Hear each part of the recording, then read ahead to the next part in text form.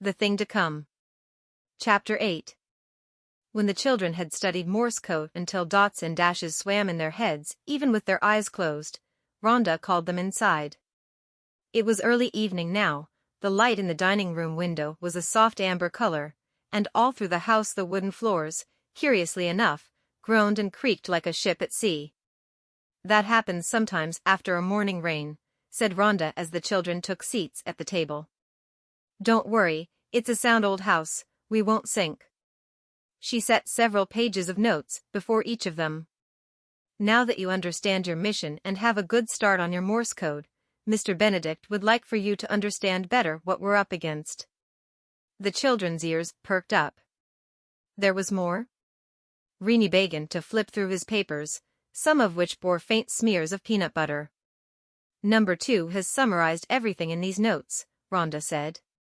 "If you read quickly, you should be able to finish before supper. Mr. Benedict will come by in a little while to answer any questions." "He wants us to read all of this?"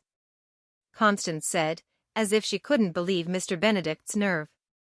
Rhonda only smiled and went out. The children, all except Constance, who was too busy humping, set to their notes. Sticky read so quickly that he seemed hardly to have started before he'd finished. Hezit quietly, deep in thought, waiting for the others. 10 minutes later, Reynie had finished, too, and Kate, noting this, set aside her last few pages and asked the boys to fill her in. What the children learned from the notes was this: the Institute on Nomansan Island generated all its own electricity using the power of the tides, an endless source of energy. The Institute's tidal turbines were considered the best in the entire world. They were also capable of producing enough energy to power 100 institutes, let alone one. These turbines had been invented by a man named Ladrop the Curtain, who, as a young scientist, had published impressive papers on a wide variety of topics, everything from tidal energy to mapping the brain, until abruptly the papers stopped. No one heard from him for many years. Then one day he reappeared and founded the Institute, apparently having turned his genius to matters of education. There was no doubt, Ladrop the Curtain was the sender. And yet about certain things there was quite a lot of doubt indeed. For instance, the hidden messages being sent from the Institute were broadcast only a few times each day, and on a very weak signal. But the tidal turbines should be able to produce an enormous amount of energy, much more than necessary to power the Institute, and certainly enough to transmit the sender's messages on a high-powered signal rather than a weak one. Why, then, had Curtin made his turbines so extravagant if he didn't intend to use that extra power? And why did he send out his messages intermittently when he could be broadcasting around the clock? "He's been saving it up," Reynie said, narrowing his eyes. "It's what Mr. Benedict was trying to explain this morning. There's something bad approaching. Some new thing. The thing to come," said Mr. Benedict, who had appeared in the doorway. With a nod of approval he joined them at the table, accompanied by number 2. "It sounds as if you've finished the notes. I know they're complicated. Do you have questions about them?" "I think I understand them pretty well," said Constance. The others looked at one another in disbelief. Right now, the hidden messages are sent at low power, several times a day, by the sender, a man named Ladrop the Curtain. But his tidal turbines are extremely powerful, so it sounds like at some point he's going to start boosting the strength of his messages. "Bravo, Constance," Mr. Benedict said. "Well done." The other children scowled.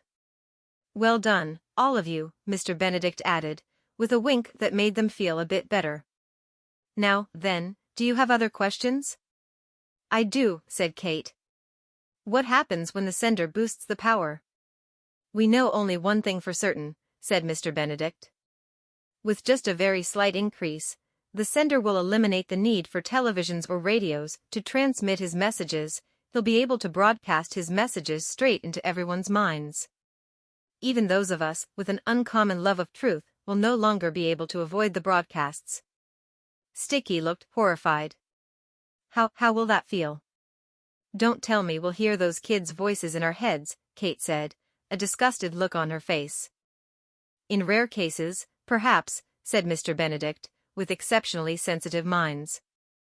But most of us will simply feel irritable and confused, essentially the way we feel now whenever the television is on and the messages are being broadcast. You said with a very slight increase, said Reynie. What happens when the power gets boosted all the way, when the messages are sent at full strength? Mr. Benedict tapped his nose. That is when we'll hear voices in our heads. I can't imagine it will be pleasant. It sounds awful, Kate said, her lip curling at the very thought. So why does he want us all to think we're crazy? A shadow had crossed Reynie's face. That's not what he wants, is it, Mr. Benedict? At least not the main thing.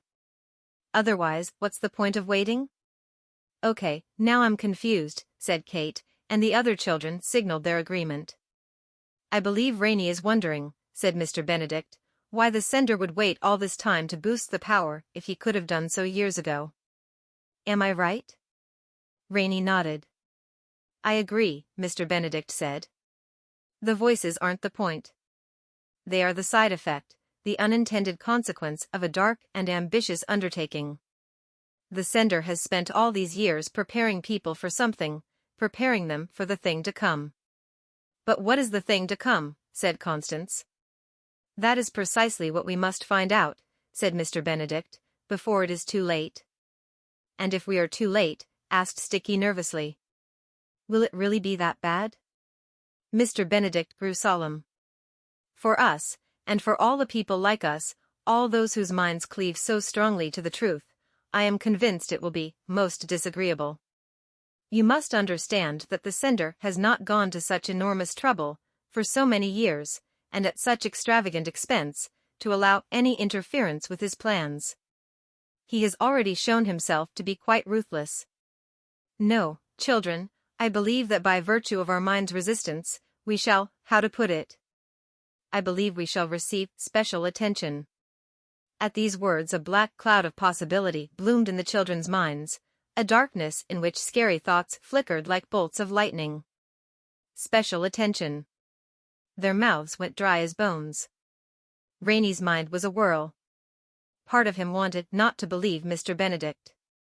Could he really be trusted? He was an odd man, and the things he told them were odder still.